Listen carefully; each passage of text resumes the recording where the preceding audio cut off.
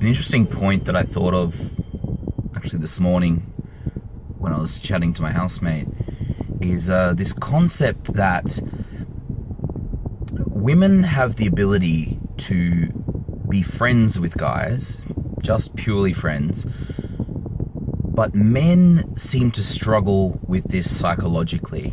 And there's a couple of reasons why. There's biological factors, but by and large, women have the ability to categorize a man that they have in their life as either a lover or a friend. Now, this is something that's really important to keep in mind, especially when you think about your struggles as a nice guy. And something that happens to nice guys a lot is you get friend zoned. So chances are you know exactly what I'm talking about. There might be a girl that you like and that you think that you're showing some interest in her by being nice to her, and you actually also don't realize that you are very unsexualized. So part of the problem for nice guys is that they have shame around being sexual. They don't feel comfortable interacting with a woman as a man to a woman. Okay? And what do I mean by that? I mean in terms of the natural attraction that exists between men and women. Obviously, not all men and women, everybody has different tastes. But in wanting to be nice, in wanting to choose a preference of being liked and accepted, and specifically avoiding the chance of being rejected, a nice guy will approach a woman and he'll speak to her in a way that is like a friend to friend. And he'll become the sort of man that she would go shopping with, that she would talk to about guys she has in her life, that she would turn and cry on his shoulder when some guy has hurt her feelings. The problem with this is that, one, for a start, you're not being clear in your intent. And this is a huge thing for nice guys, is you need to understand that authenticity, being free to be who you really are, which means expressing yourself in whatever form that takes, is vital.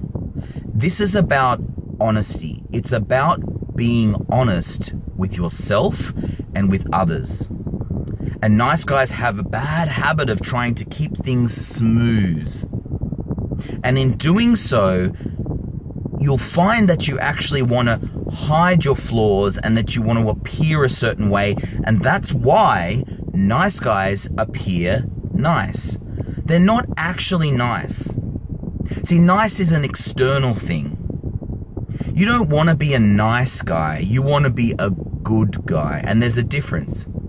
So you don't need to become an asshole. You don't need to become, one of the things that nice guys complain about is nice guys finish last and girls just want to go out with assholes. It's not that they want to be around jerks. It's that jerks have particular character traits that are attractive to a woman despite their jerkiness. And what that looks like is they're free from outcome. They don't give a shit what people think. And that manifests itself in a way that they're kind of belligerent and arrogant and other unpleasant things. But they're free from outcome. They're not needy of energy. Okay? And so because they don't give a shit, they act authentically in line with themselves. Just so happens that they're dicks, right?